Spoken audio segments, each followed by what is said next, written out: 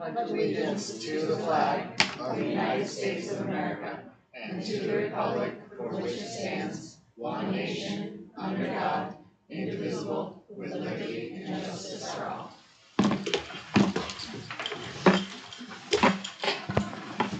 we're going to start off with the approval of minutes for March 15th. I'll make a motion to approve the minutes from the March 15th, 2022 regular meeting. I will second. Jennifer? Yes.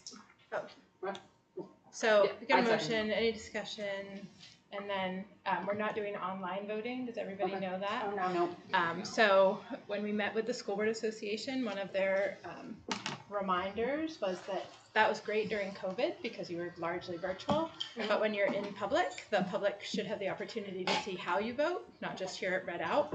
So it will speed things up actually, but we're gonna But I vote, just need to put my eyes on you guys too. vote in public. All right. So when you're ready. Okay, so do we have any discussions for the minutes on March 15th? Yes, we just need a motion. Yeah, I made the motion. Jen seconded it. Yeah. Now you can all in favor. All in favor? Yes. So I'm gonna put yes, yes, yes, and abstain. Yep. Yes. Right. Thank you. That's what I was going to say. Alright, and so now we're going to open up the public comment for any agenda items. No public comment? So we're going to start off with the reports, the student representative report. So unfortunately, our student had an appointment that she couldn't. She thought she might be able to get here, and she was not able to. So she plans to be here and is excited to be here in May to give Oh, birth. good. Alright, and who is it? Nikki Welch. She's an 8th grader. Yeah, very cool. Nikki or Mickey? Nikki. N-I-K-K-I. Alright, so now we're going to go to the superintendent's report. Yeah, and actually, if you would allow us, we have some teachers here to do a math presentation. So Sure. I'm wondering if it's okay for us to change the order and do that first. Sounds good.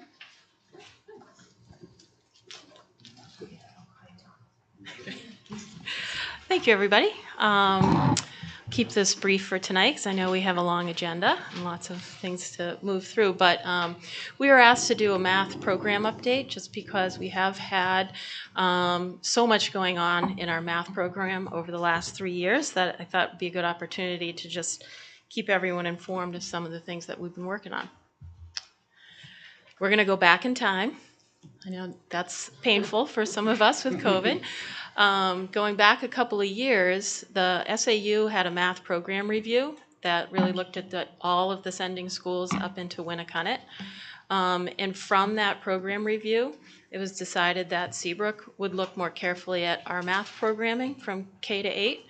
And so that's what we did. And we did that through lots of different methods, vertically across the SAU, but also within our elementary school, and then the vertical math teams that are at the middle school.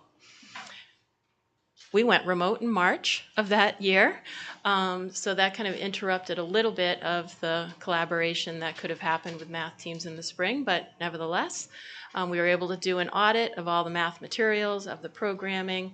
We were able to come to the conclusion that we were going to move ahead with Eureka Math, which is a math program that over 50% of our kids were already utilizing K through 8.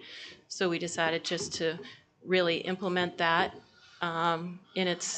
in total K through 8 over a course of years. So that's what we did in that spring. We provided the math teachers with all the materials they needed, and then in the summer we offered a launch training for all the teachers from K through 8.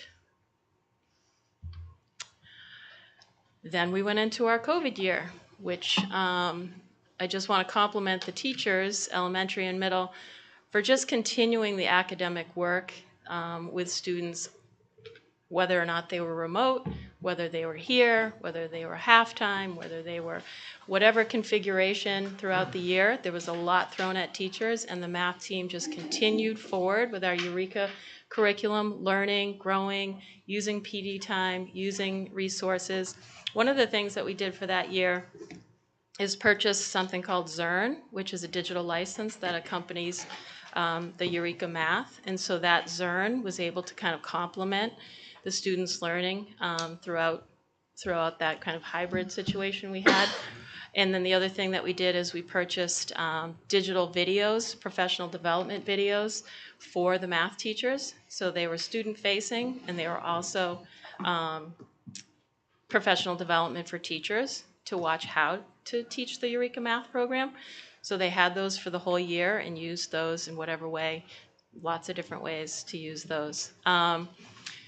We ended that last year with a summer training for K through 8. All math teachers participated in a Eureka consolidation training, which really looked at our scope and sequence of math instruction across K through 8. We had high turnout. Majority of the teachers were here for a 2-day summer workshop where they were able to build their scope and sequence for Eureka based on COVID and learning the new program. So where we are now, this is this year. We've added a math interventionist to the middle school, and she's here tonight, Robin, waving, smiling. A fantastic addition to our middle school math team. Just having that lens, that tier 2 lens, where the tier 1 is our classroom instruction, and then tier 2 is those students that need that extra reinforcement of skills or sequencing back in time and building on things that they've learned in previous years. And Robin has just been a fantastic addition to the whole school culture, but also to our math intervention. This year we have all students using Eureka Math K through 8, with kindergarten focusing on something called Eureka 2, which is what Eureka Math put out post-COVID, which has more visuals, more differentiation, more supported language. It's a really nice program. They're using it this year with Fidelity, and I have a slide that the kindergarten teachers made that I'm going to share with you. They're very, very excited about the impact they're seeing this year on their kindergartners with the Eureka 2. So we have a little bit of that to show you. And then the middle school vertical math team is just sampling Eureka 2 this year. We have it as kind of a pilot to see if it's something that we want to start to work into the work that we do with kids, because of the language piece of it. It's differentiated and it's interactive, and it's kind of a neat program. But that's what they're experimenting with this week in our vertical this year in our vertical teams. So for kindergarten, they couldn't be here tonight, so they put together a slide for us. Of course, there's a video. They sent more than one, but I told them they could only have one. They're very excited. But really what the big difference in the math instruction with the Eureka Squared that they're noticing this year is the student's ability to be flexible with numbers and to understand that numbers are symbols and that they can use math language to describe a story, a math story, and that a math story is different than a story that they read them out of a book. For instance, they can translate that into a math equation. And it's a wow to watch the kindergartners do this kind of problem solving. It's the chart that you see on the right. The prompt that the teacher had there, the objective is that students will visualize and represent a numberless math story. They have students, they give an open-ended story. For instance, I bake some sugar cookies and my friend brings me some chocolate chip cookies. Draw what this looks like in a math problem. No numbers. And then the kindergartners create the numbers and they all put together. Some of them had 5 plus 12, those as a math equation. And if you haven't been with kindergartners in a long time, that's impressive, because they're creating their own equations and their own understanding of math. I'm going to play you the video of it's a minute long, just to give you a heads up. And this is a kindergartner learning how to take a story and create a math equation. And this is with Sean Valentine. Now, we're going to solve a story problem. A story. Okay, here's your pencil. Thank you. You're going, Riley, to draw a math picture. Okay. Okay? About birds. That goes with the story that I'm going to read to you. It goes like this. 4 dogs are at the park. Can you draw it? 4 dogs. Think about how to draw a math picture of 4 dogs. I'll make big stuff. Okay? 4 dogs. Now, we're going to solve a story problem. Let's start. Okay, here's your pencil. Let's start it You're over going, again. Riley, to draw a math picture. Okay. Okay? About birds. That goes with the story that I'm going to read to you. It goes like this. 4 dogs are at the park. Can you draw it? 4 dogs. Think about how to draw a math picture of 4 dogs. I'll make big stuff. Okay? 4 dogs. Nice. Riley, Yeah. 2 more dogs came. 2 more dogs. Okay. Nice. How many dogs are at the park now? 2 dogs. How many dogs altogether are at the park now? 6. Can you write that down Yeah. and put a circle around it? Good. Can you, my friend, Yeah. put that story on a number bond? Sure.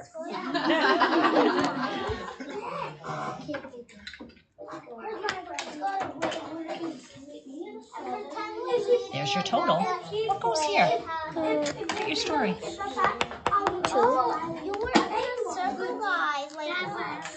Let's go back. And what goes here? 2 and 4. Okay. Nice. Put your cap on. Can you read that? 6. I will read a different. It's okay. 4 and 2 equals 6. Nice job, Riley. Erase. Erase it. You have 1 job left. I'm done. And then you're done. I'm going to give you a shape puzzle. You don't even need a pencil. So that kind of gives you an idea, a small snapshot of that flexibility of numbers. And so eventually that number bond, they start going all directions in the number bond. And that video is making the middle school teachers very, very, very happy. Because if we can have middle schoolers decomposing, is what it's called, decomposing the numbers in that way, with all that flexible thinking, we're going to be in really great shape. So the program is, we're seeing good results with it. So similar, I'm just kind of summarize what you just saw is that the students go in this math program, and most of the math programs now that schools are using use this kind of formula that you go from the concrete, the students are touching something or they're experiencing something, to the pictorial, which is the drawing. We're using models. They do this all the way through high school, draw models, math models, and then the abstraction, which is the X is the dog. And I mean, for a kindergartner to get to that place already in kindergarten, that kind of abstraction is really cool. So it's focused on flexible thinking rather than only rote memorization. She's not memorizing her addition facts. She's using numbers and manipulating them within stories. That's a different focus. The lessons are scaffolded, meaning that they repeat over time so that students find success when they go to apply it. So Ms. Valentine is with this child. They've done a lot of work up until that point for that child to be successful when they go to apply it. It's also focusing on fluency of number and problem solving, not just one, not just fluency, not just how fast or how smooth you can do math, but how well can you solve a problem in math. So I'm going to invite a couple of the math teachers up just to say a few words about what they're seeing in the middle school. Hi, I'm Melissa Brown.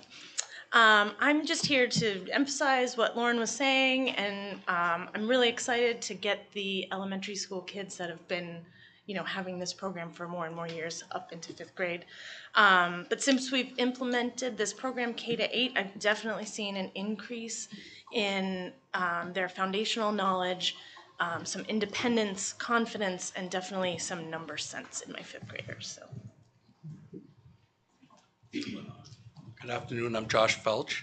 I'm a new sixth grade math teacher here, although I did come through SMS many years ago, back in the 80s. It's nice to be home. A couple things that I'd like to add, where it's my first year, it's hard to base off of what has happened previously, though I get the history. What I'm noticing this year, two things that I find in particular that stand out to me that have been so beneficial is that intervention, the support that Miss Max provides, both inside and outside of the classroom. To have another math expert in the classroom with me, to offer up another approach or a way to look at a concept is invaluable for both me and the student.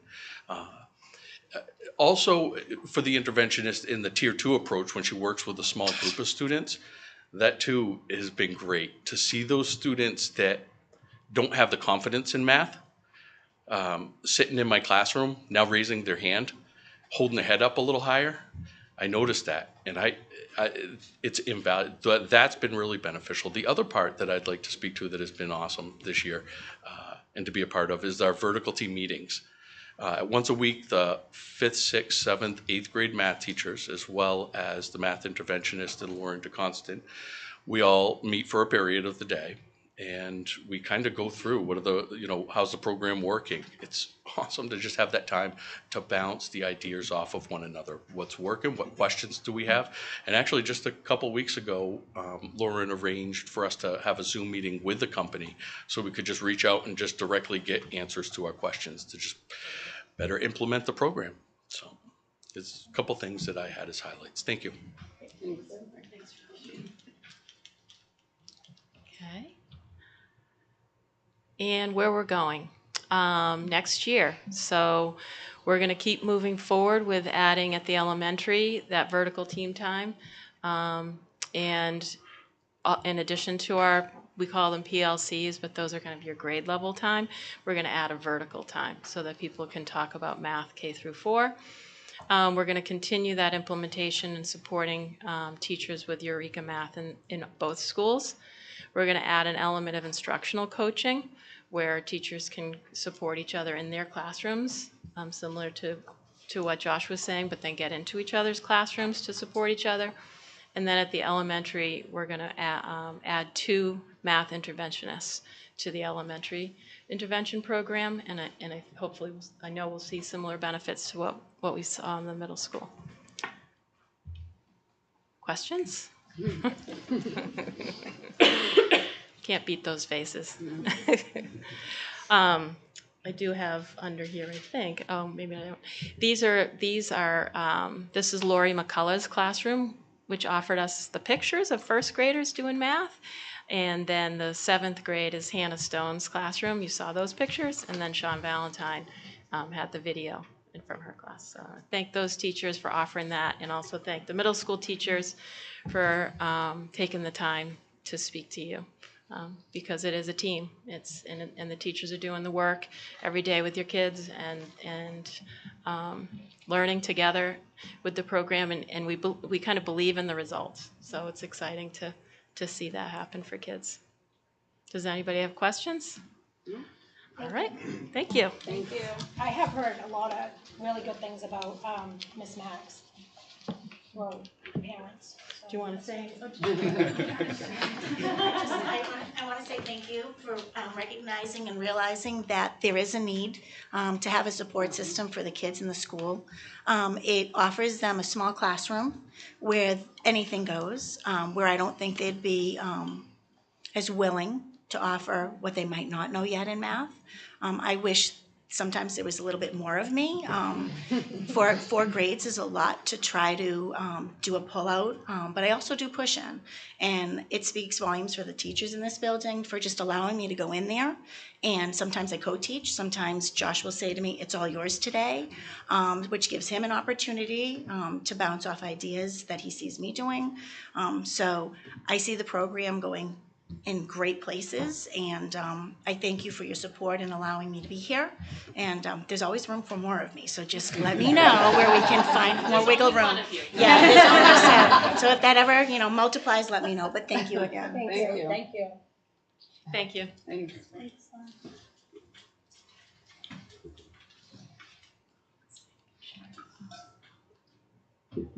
to report? Yeah. All right.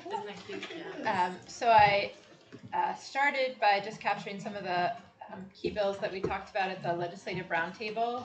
The first one that's being heard tomorrow is relative to retirement system payments through the state. So that would provide 7.5% of our retirement contribution would be funded by the state rather than the local budget.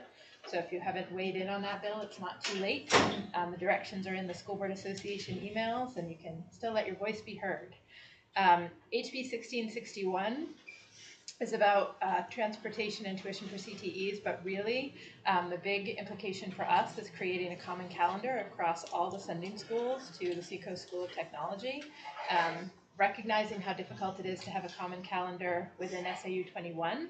I think that will be a large undertaking, and it includes aligning start and stop times for school days.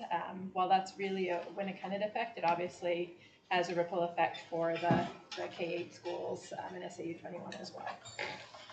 HB 1671 is about an adequate education, and the original version of the bill would have taken programs like music out of the definition of an adequate education in New Hampshire. It has been amended, and it's also had some changes to it, like it's added a requirement for personal finance.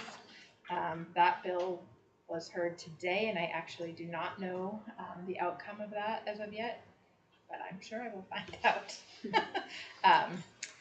That's in committee, so it still would have to go before the full Senate. HB 1431, which you can read about regarding the Parental Bill of Rights, which requires things at the moment like having a copy of all curricular materials for every grade level available at the SAU office. So if there's an expense that would not be budgeted that you all would be absorbing, we have a lot of curricular materials across pre-K to 8, and that alone would be a challenge.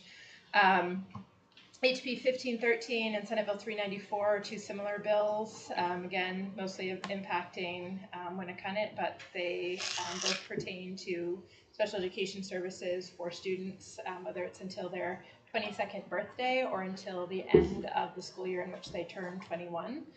So that too will have some financial implications for the districts and connect to the Bridge to Adult Services, which is a challenge for lots of families with students with significant needs. We are still searching for a director, executive director of student services. We have begun that process and are in the interviewing process. My phone is going to ring. We are also hiring across the other districts.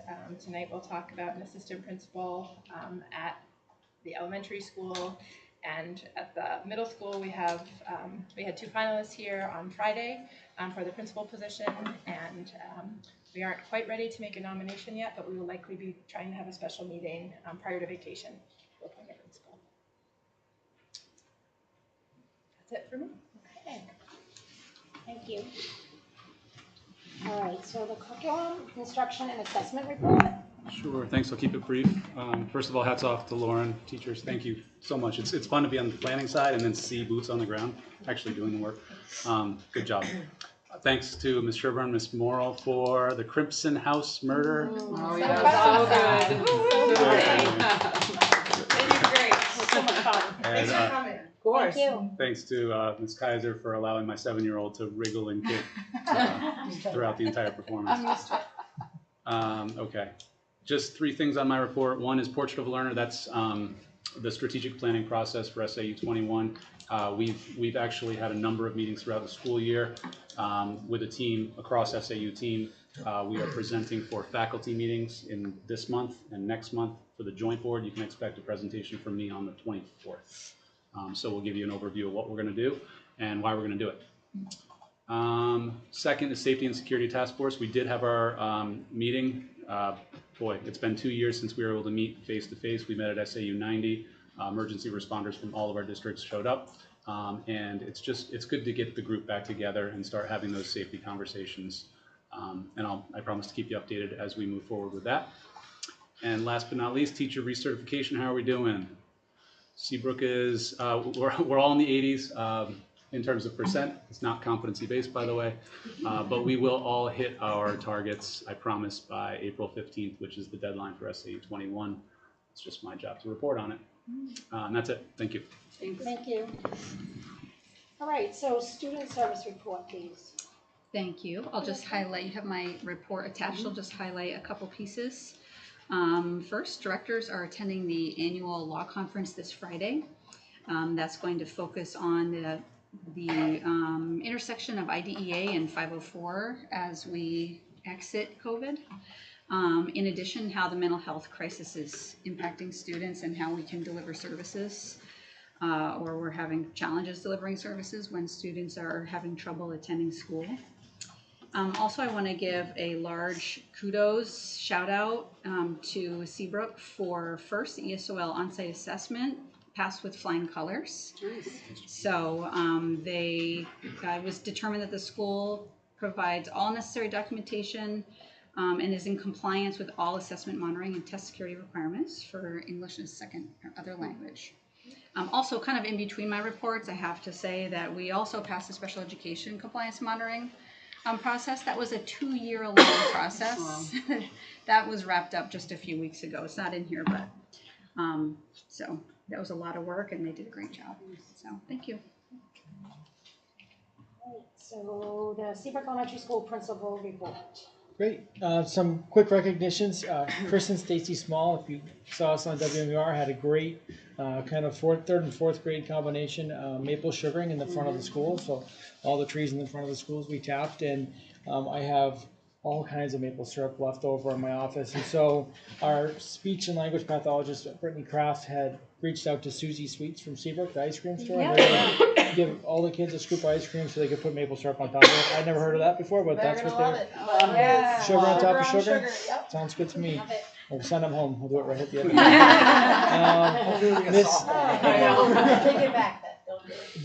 Miss O'Brien and our fourth grade students finally had their first in-person concert. These students have been waiting, I think, almost 3 years for that concert, and the place was sold out. It was really exciting. Yeah, they did awesome. And then our PTO had a ice cream social afterwards, which was great, which was well attended. We put some music on and danced, and people stuck around a little bit longer, which was great. And we have our third grade concert this Thursday, so that's coming right up. Next week is our Spirit Week before we go off to vacation, and we're focusing on our cares, cooperation, assertiveness, responsibility, empathy, and self-control, and that ties in with the social emotional work we've been doing all year. Working with our curriculum coordinator and our reading team, our literacy coordinator. So Lauren and Jan Thomas on a foundations training. We are looking to fully implement foundations in K through 3, so a stronger foundation for reading. And so all of our teachers will get that training before they leave the school year so that we can begin the next school year with a full implementation, which is really exciting. You heard a little bit about our process with math. We are having 2 classroom teachers come out next year, and they'll be doing just math instruction. So we're really excited about actually having a math intervention. Right now, you either are in special education or you're in the classroom, and there's no in between. So our goal is class sizes will be a little bit larger, but we'll actually have some support for those students who are struggling in math. And those 2 positions are 2 teachers who are really, really excited to try something new and to jump in and take the lead with math. And then we'll also be taking 1 teacher and moving them into a reading intervention to strengthen our reading team. So those were the shifts we had this year internally. I guess one more big thing is field trips are back. And the kids are so excited. I know my own daughter was like, I just rode a bus for the first time. And so the field trips mean so much more than just going for the experience of going off. And so anybody who's interested in being a chaperone, the lines are very long. So we're encouraging people to get fingerprinted as soon as possible. And there is a way to get fingerprinted at the police station, have it sent to us, and there is a way to get it done at the SAU. So that's it. That's for sure. Awesome, thanks. And the SES music, the March Madness thing, the kids came home every day talking about this one is winning, and then nope, this one is winning. And they thought that was the coolest thing ever. So thank you for doing that, because they were really into that every day. March was Music in Your Schools Month, and so our music teacher, Ms. O'Brien, had a challenge every day. You would watch 2 videos and decide which song. Some of them were songs from before my time. Some of the songs were, blues, all sorts of different songs, and Heat Waves beat out Meant to Be in the final. And so even the staff got into it, trying to see who would win. So, yeah. All right. Middle school report. Thank you. A couple of thank yous for us. I did want to thank Lauren for her hard work with academic programming and great presentations for the board, and also to staff for coming. I know it means a lot when you can hear from staff and students and not just us all the time, so we try hard to make that happen. I have a couple other thank yous I'll save for later in the agenda because they're acceptances of donations. But also thank you to our staff. Brian talked about field trips. Our staff are working really hard right now to get some of those things going in our building as well. At all grade levels, just different end of the year fun activities that the kids haven't had. So it's pretty exciting. Stay tuned. 8th grade's working especially hard to make it a special. 8th grade will have extra trips because they didn't get a Washington DC trip. So they've been working hard to plan some different events. So I'll be able to, I think next month, let you know what those are.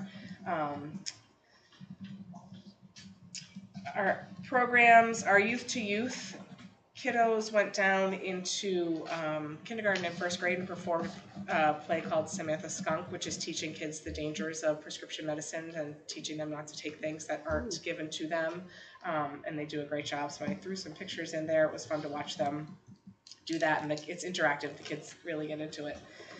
An 8th grade play. Thanks, Dave. You stole my thunder on that one, but it was amazing. Agreed. I didn't have pictures because I wrote this before the play, but they did a great job, and the kids are really, really proud. So that was fun, and nice job to Rebecca and Denise. Also, our 5th grade has an annual program, and a special thanks to the St. James Masonic Lodge of Hampton. They donate 2 bikes every year, and it's a reading program. So kids who want to read, and they read a certain amount, and they log their reading, and they get entered to win a bike. So congratulations to Jessica McGrath and Chloe Brown, who won bikes this year. So that was fun. And we did hold the internet safety assemblies. That went really well. The speaker was great. We had a parent night, unfortunately not very well attended, which was too bad because she really was phenomenal. So good. Yeah, she had a lot to offer. So great tips. Yeah. It's amazing when you don't know what you don't know. Exactly. Right? But the kids, she did great assemblies for the kids, the 5, 6, and the 7, 8 at appropriate levels. She shared a little bit more with 7th and 8th grade, and we were really happy to have her. So hoping that will make a big difference, and definitely appreciative of those who helped to make that happen. And that's all I've got. Oh, I do want to say that graduation is, I will be sending something out to parents this week and putting it on the calendar, but that will be June 16th. It's a Thursday. Are the yearbooks only for 8th graders? Nope. No, it's in my weekly communication, the flyer on how to order. The deadline is, all those dates are right in my weekly communication. That's for everybody to order. What it used to be, the last. What's that? I didn't know if it was only geared towards the 8th grade since they're graduating. Right. No, so they'll have bigger pictures in the front, but everybody's in it, so everybody is welcome to order it. In the past 2 years, we had given the 8th graders a yearbook as kind of part of their gift because they didn't have anything. So we aren't doing that this year because they'll have trips, but it's for the whole school to order. So feel free to. It says how you can order right on there. Thank you. Thank you. Facilities report. So Peter's included the facilities report, which outlines the various maintenance projects that our facilities team is working on. They've really done a fantastic job. As you'll note, they're just it's basic maintenance, such as replacing a water heater, etc. I will note, however, we have been having issues with one of our boilers, so we are investigating that boiler. We are hopeful that will only need to be repaired. However, it could potentially be a replacement. So I will certainly update you when we have more information on that. So, however, that is a redundant system, so we are able to operate with heat with the other boiler. And that's it for facilities. I was going to go into finance. Wait. Matt. It's yours. All right, on the finance side, so we have included the fiscal year-to-date expenditure and revenue reports in board docs. I just want to note a few of the major budget drivers. You'll see on page 1 under regular education, we have an available balance of in excess of $145,000. This is primarily due to savings in salaries, which are slightly offset by additional costs in substitutes. Now that's a situation where we have difficulty hiring, and you'll see throughout the expenditure report we have savings in salary accounts, and that really represents the challenges in hiring across the board. And in some cases, we were able to, when we do hire, we're able to hire at a lower cost than the outgoing person. Also on page 1 and 2, you'll see special education. That department is over budget by a little over $28,000. This is primarily due to the tuition account, and that's for out-of-district placements, as well as some additional specialist costs. On page 3, you'll see the health account is over budget by about $29,000, and this is really just primarily a retirement and staffing change differential. So that you'll see that when employees retire, there's per the CBA there are retirement stipends, and then depending on where the new employee comes in, you'll either see a savings or an additional cost. On page 5, our technology department is over budget by about $63,000.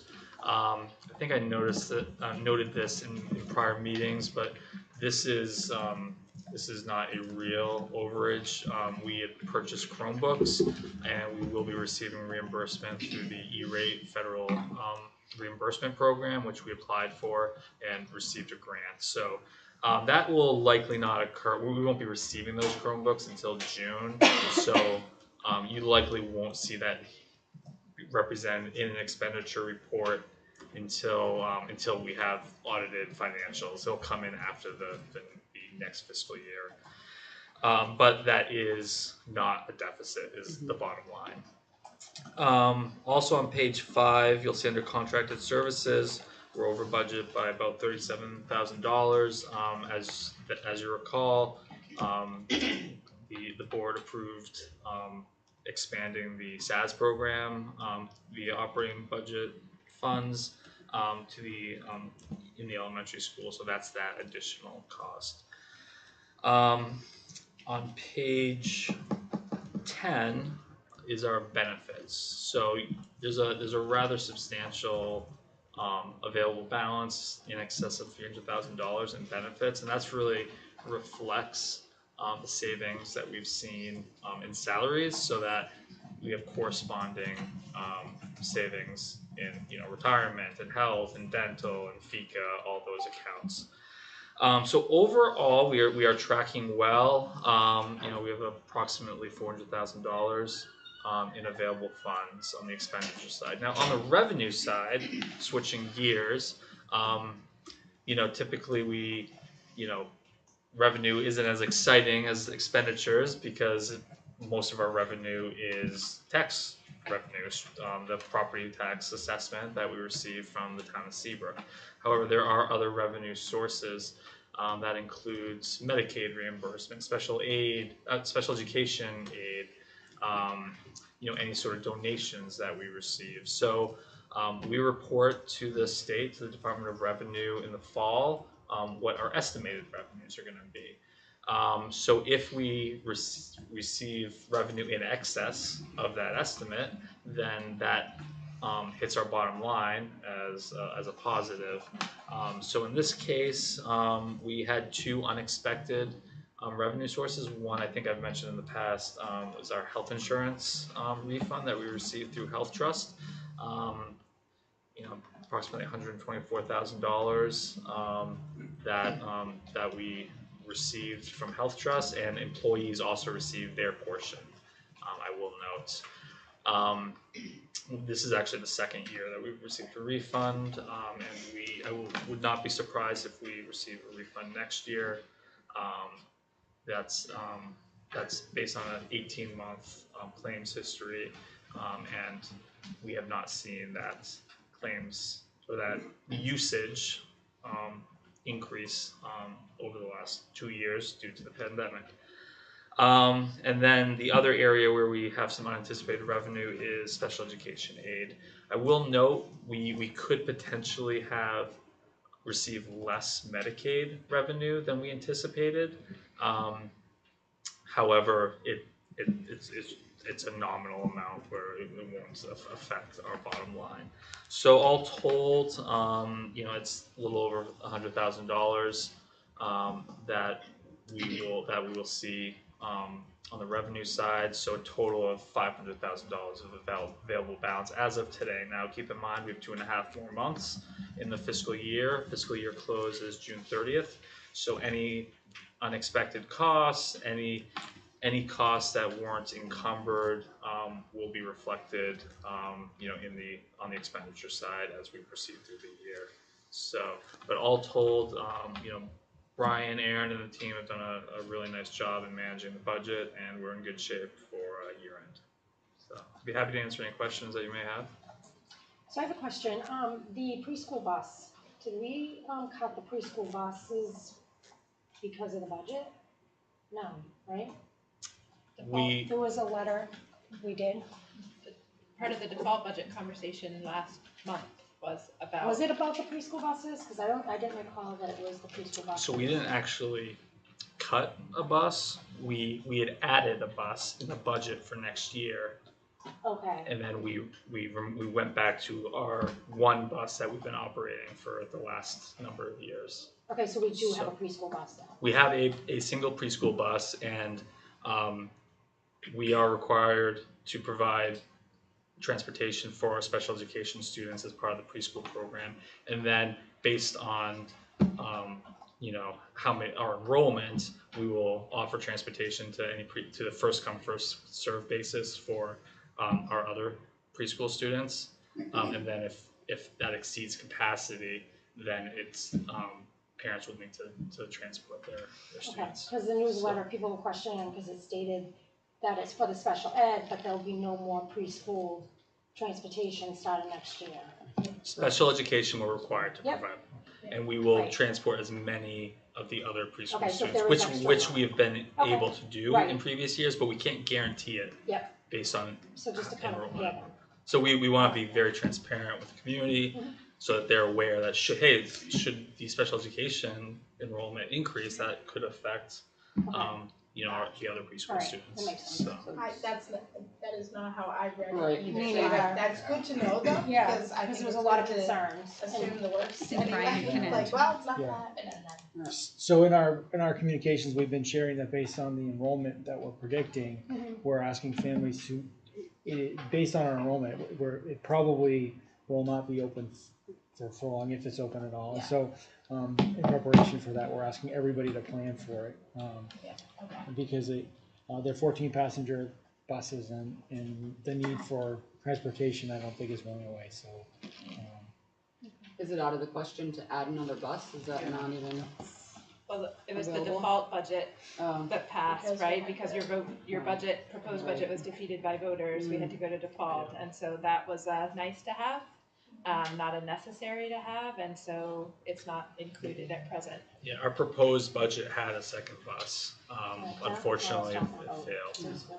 I know we talked about. No, go ahead. I was just gonna say, I know we talked about this at the last meeting, but we did kind of highlight the fact that those are the important things that voters need to know ahead of time. And I know you've done a great job of sharing the budget, but we all know that that's not necessarily well attended.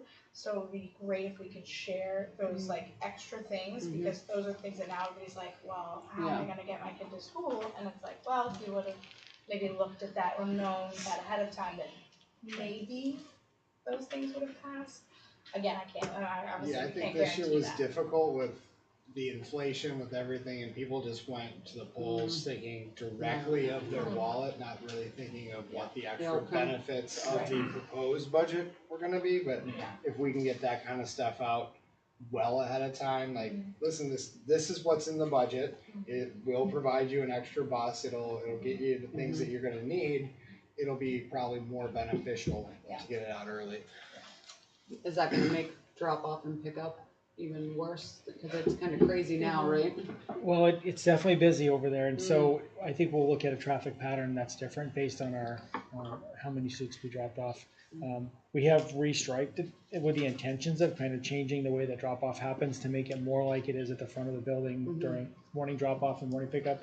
There is enough room there, and it does say drop off, so I think I'll be working with the preschool and also usually we have Officer Keith out there to help kind of observe what it would look like before we make any changes. Okay. But it would be probably time to put some information out about what that traffic pattern looks like.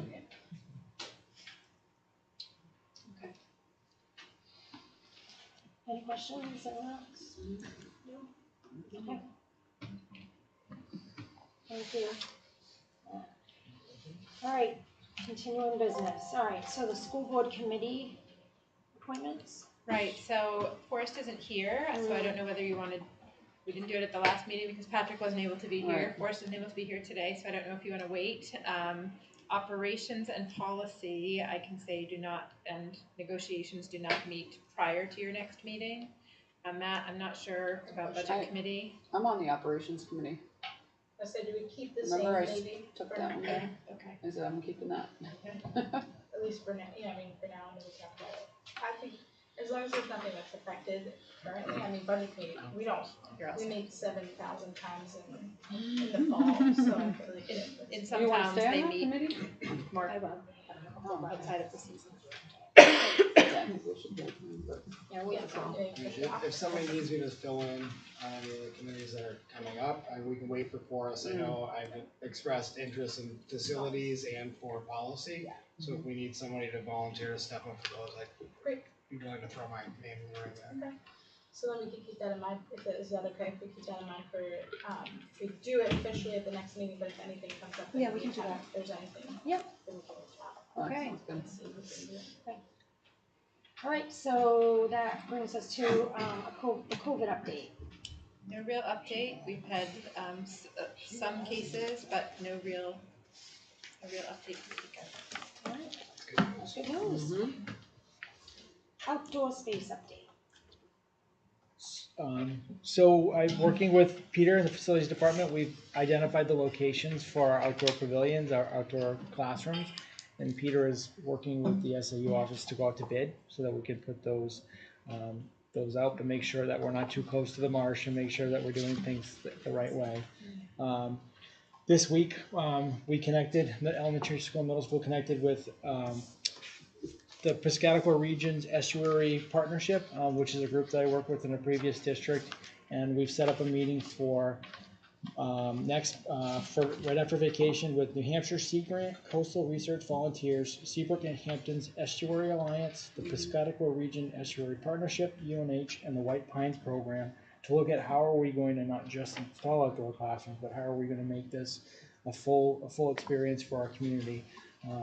Looking at signage, looking at the trails, and looking at how we utilize outdoor spaces as a whole. So that group will be coming together to talk about what each of those groups does and how they can support curriculum, how they can support each of the other pieces. And internally, we have a group of who's been a part, and I'm just joining this group, so of teachers and curriculum coordinator, Lauren, Aaron, who've already been doing the work, and so I'm kind of just jumping in, bringing everybody together for this first meeting with Forrest and facilities. Aside from that, separate from that meeting, our library media specialist is working with the PTO to do a trail cleanup in partnership with Winnicott and the ROTC program and the Winnicott Library. And the ROTC is going to spend a whole day here. They're doing a field trip to Seabrook. We're gonna have it all cut up so they can move all this stuff and clean the trails out for a much needed trail cleanup. The wind in the winter was not nice to our trail, and there's a lot of broken stuff out there. So Do we have a date on that yet? We probably do. I don't have it, but I will make sure that folks know when that is. And so we're moving on some of the outdoor stuff. Great, excellent. All right, school board goals. So that was on there as a placeholder. I know you all had some conversations about developing those. I know we are right now looking at a date for a joint board retreat, and then presumably there would be a Seabrook board retreat following that.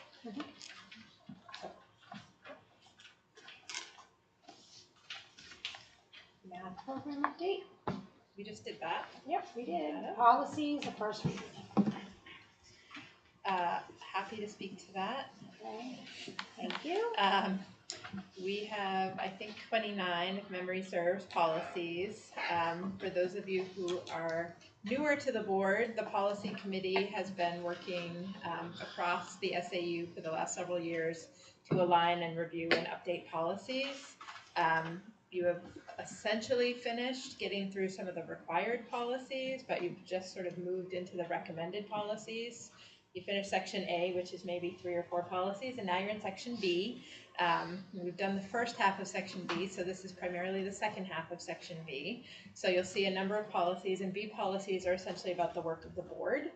So you'll see a number of section B policies that have been updated, and we get model policies from the New Hampshire School Board Association, and then the policy committee with a representative from each of the districts reviews those to determine, does this work for us? How do we feel? And decides whether or not to move it forward. So you have the largest number of policies from that group are those B policies. You have 3 policies that are DAF policies, and those are all about procurement of federal funds. And we talked about those when Matt did the audit review, that there are a couple of changes and updates that needed to be made to those. So those are in there. We also brought forward our home education and access to public school programs for charter and homeschooled pupils, and those hadn't been updated in a while, and questions had come up around the SAU about those policies, as well as your field trip policy, which it basically just said students can go on field trips, right, that support the school. So we added a couple of pieces that I think better align with some of our liability practices, which is if there's an overnight trip, the board should be involved in approving that trip. And if a trip is outside of New England, that the board would also approve that. Going to Maine, right, into Portland or into Boston from this area is not a big trip, so it's not limited by 50 miles or 2 hours. But if you're going beyond New England, we felt those as well should come before the board, and those are infrequent, obviously. And then the other policy that was brought forward that was discussed at the joint board was the transgender and gender nonconforming student policy. And then you'll see there are a number of policies brought forward for withdrawal. Happy to answer any questions.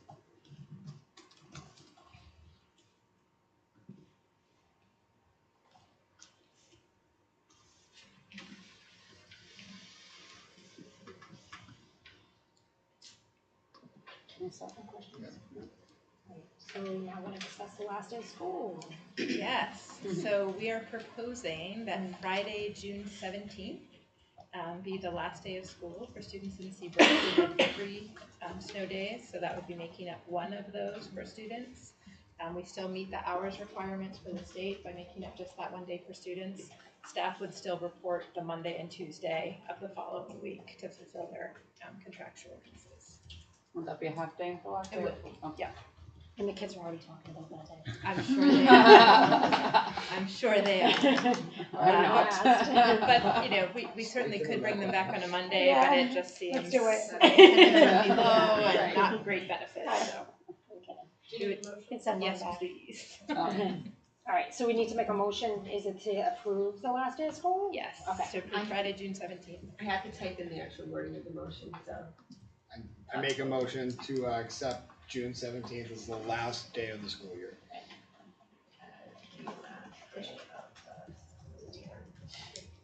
Thank you. I'll second that.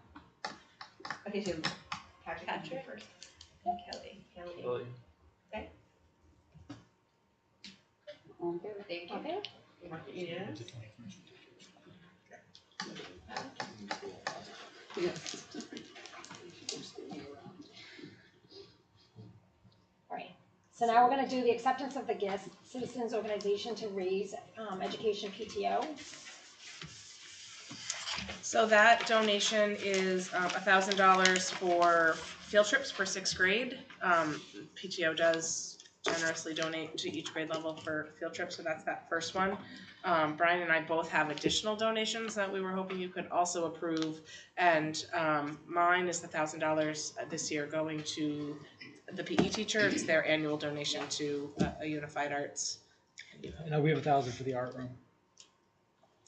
So we would ask that you accept $3,000 in total from the PTO, and we appreciate all that they do for the schools, their continuous generosity. All right, so I'll make a motion to accept the gift for the $1,000 for the PE program, $1,000 for the arts program, and then the acceptance of the gifts for the citizens organization to raise education PTO. Getting that? You got all that? That's how we were looking at her. She wasn't For the typing. 6th grade field trip. You might want Should I do them as 3 separate Yeah, motions? separate I can or- just You don't need edit this to. one? You can Okay, just $3,000. change it to $3,000 Thank you. from the Citizens Organization to Raise Education PTO to be Yeah. used for 6th grade field trip, elementary art room, and middle school PE. Big thanks And to the middle PTO. school. Yes. That's so much nicer. Why, thank you. I'll second. All right, so who did the first? Kelly? Thank you. Oh. So, Jennifer, yes. Kelly, no. Christina, did you raise your hand? I said yes. Oh, I thought we were raising hands, I'm sorry. Oh, everyone said yes. Thank you. You're welcome. Kelly Mark doesn't like money. unanimous. Kelly doesn't like free money. Oh, I have the Tell them to PTO keep coming it. after me. I know. I'm like, really? All right, so now we have another donation from the Seabrook Police Association. So I'll speak to both of these because they're the same donation, but you'll have to vote on them separately because they're from. So a big thanks to the Seabrook Police Association and also the Seabrook Firefighters Association, as well as a big thanks to Jordan Sargent, who recognized a need for portable AEDs. We have, I believe, one in this entire building, and not in the areas where we tend to have community events. So she worked hard to go out and kind of find out, pricing and also get funding, and she worked with people from the state to find a really good deal on these 2 AEDs, and we're really appreciative that they both associations came through with donations, so that can happen, and we'll have one in the gym and one in the cafeteria, so they're right there in places where we tend to need them most, unfortunately.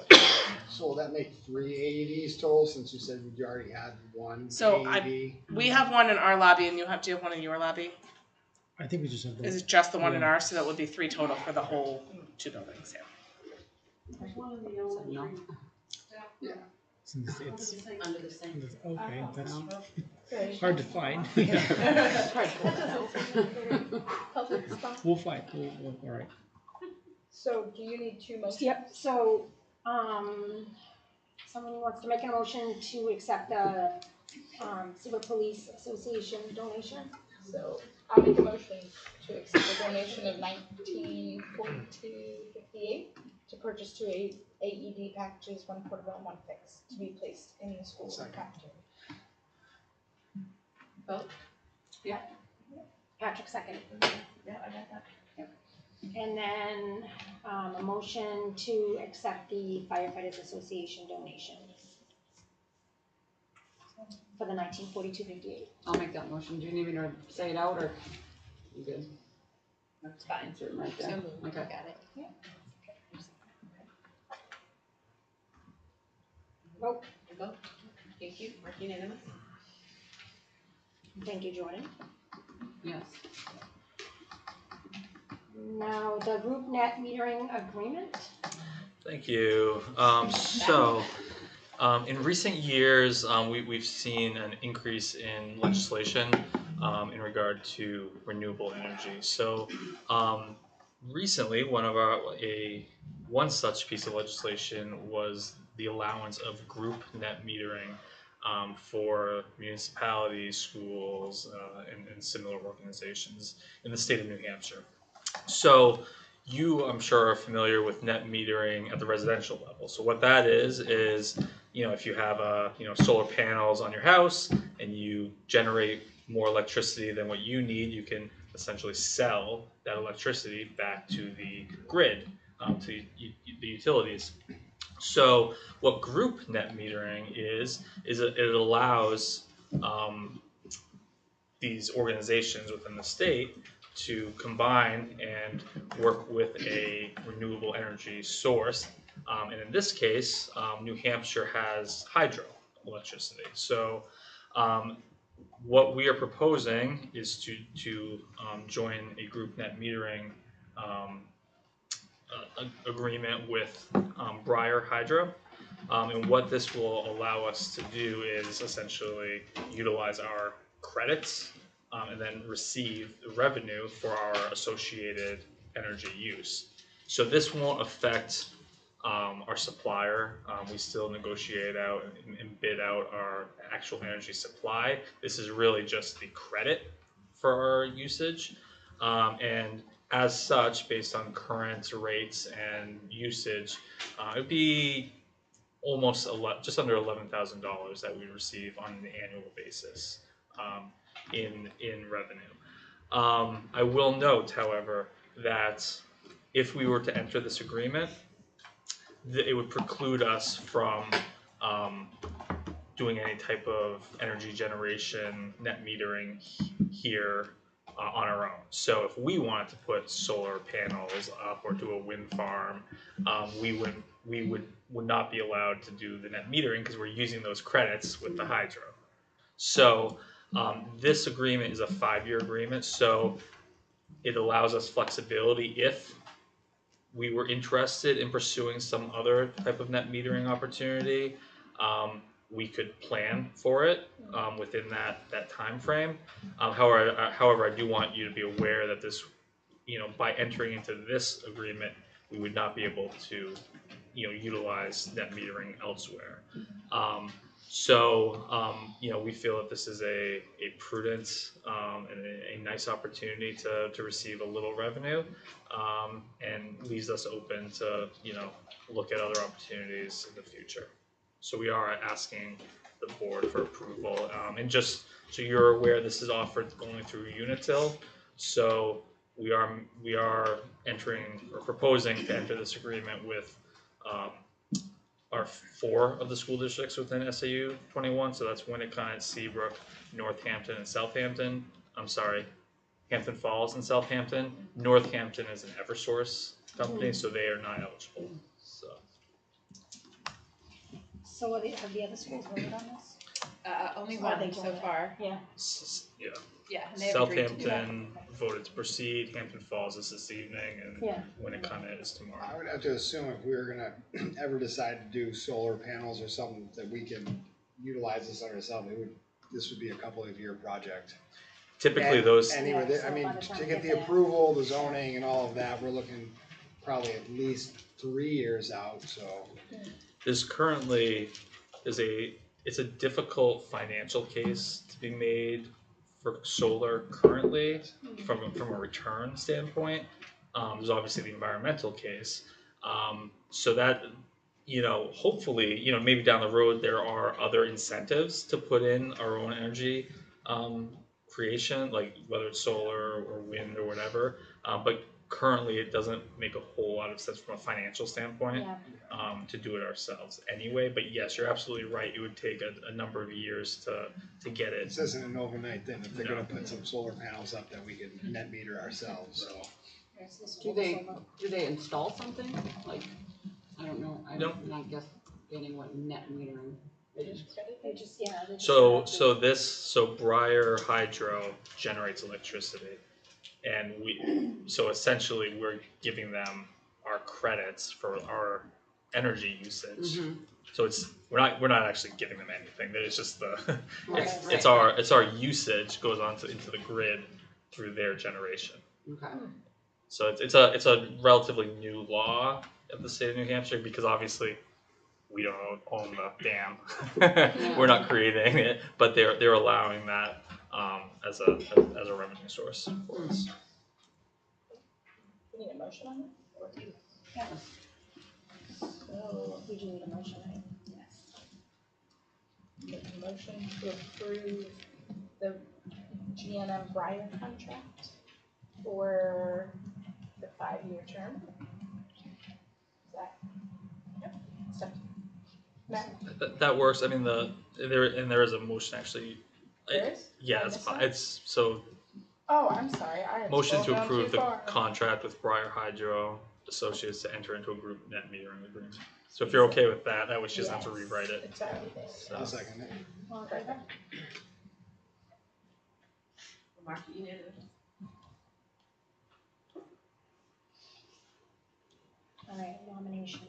So we will need a non-public for the personnel items. I'll make a motion to go into non-public. Just noting that it's under RSA 91A32A. Thank you. And we have to announce the time? We have to do a roll call. Oh, I okay. think Deb is catching up to us. Jennifer Hubbard, Yes. Kelly Huber, Yes. Christina Kaiser, Yes. and Patrick Knott. Yes. Vote taken and passed. 5:39. Kelly, just a quick question, are you coming back into public after? Yeah, just to, And there's no agendas around, but I'm assuming there's not another public part for people to speak, and there should be. Because you changed that during the mask situation, where you had two publics. It's nice to hear what's going on and then ask questions Okay, instead I don't of have a problem asking. having another public All comment right, if and you'd you'll like. come back Sure. after, all right, we're just gonna call, thank you. You're welcome. I don't.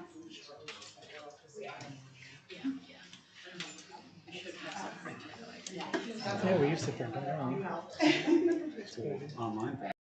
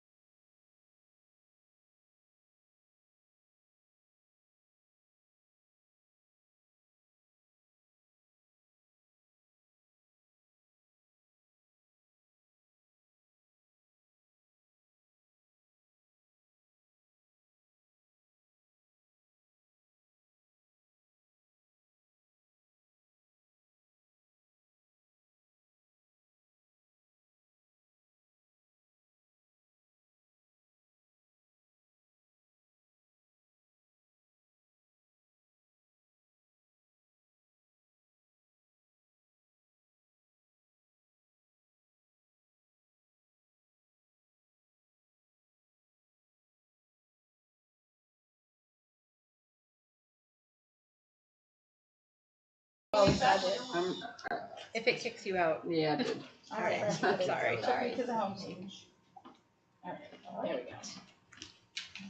Okay, it is 5:45 and we're back into public. Do I have to make a motion and go back into it? Nope. Okay. All right, so the next item on the agenda is a nomination. Retirement first. Oh, we're doing retirement first. So we'll make a motion to accept the retirement of Lori Doody sadly at the end of the school year, along with the approval of a retirement stipend. Yes. Well, second, All in favor? with regrets. Definitely. Sad. And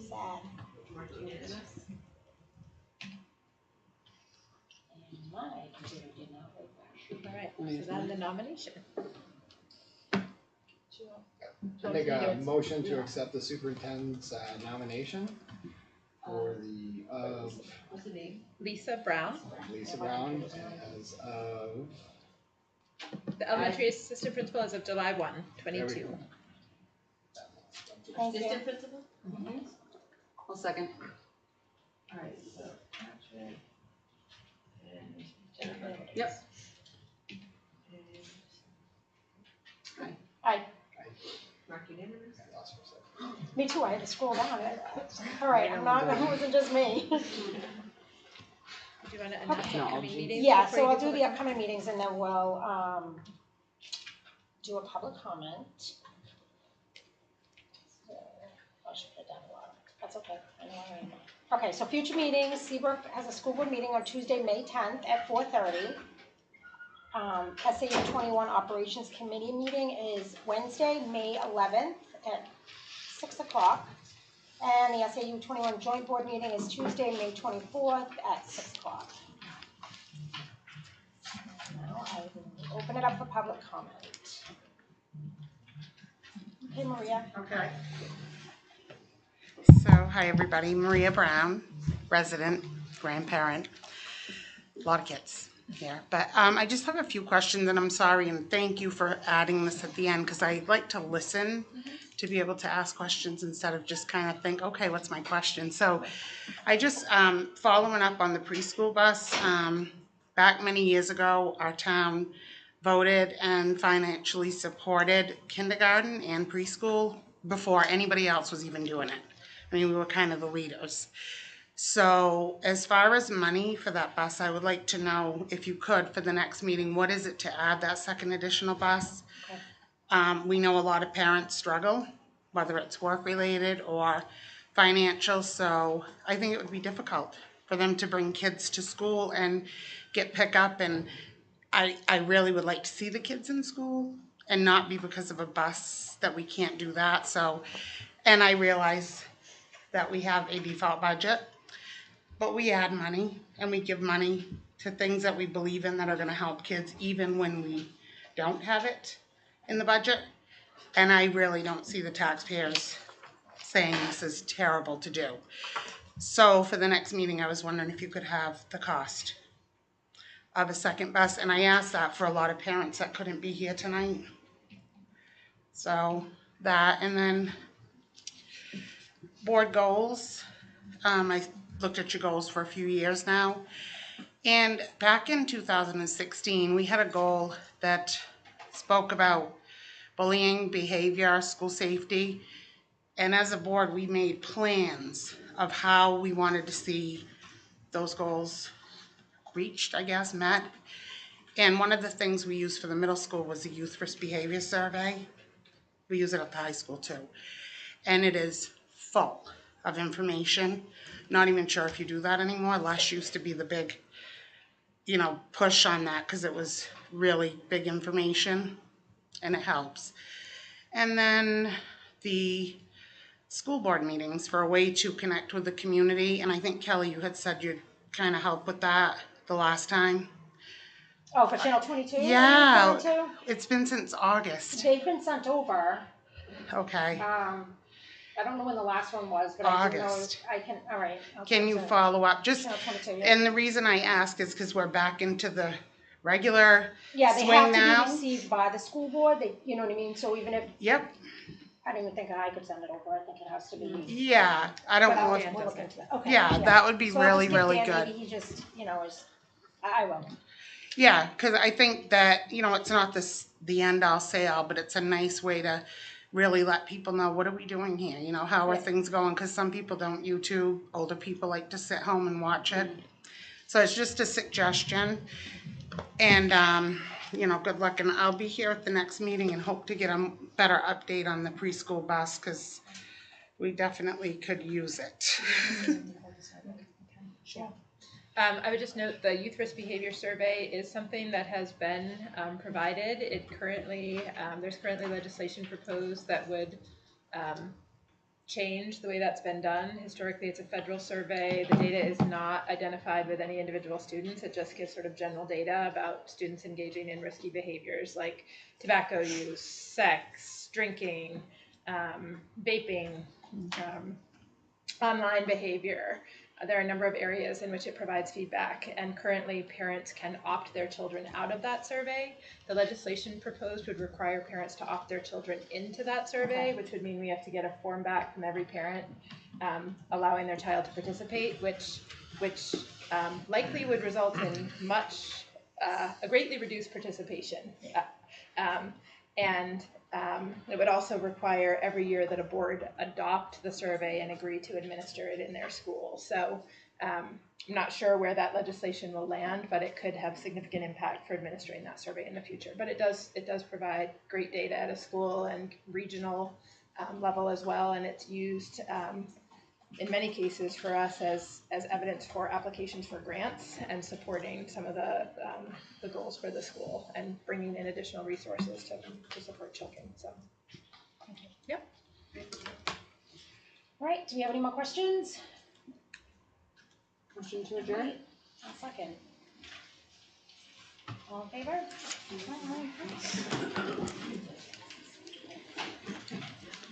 That's the agenda. This was rather. You did well.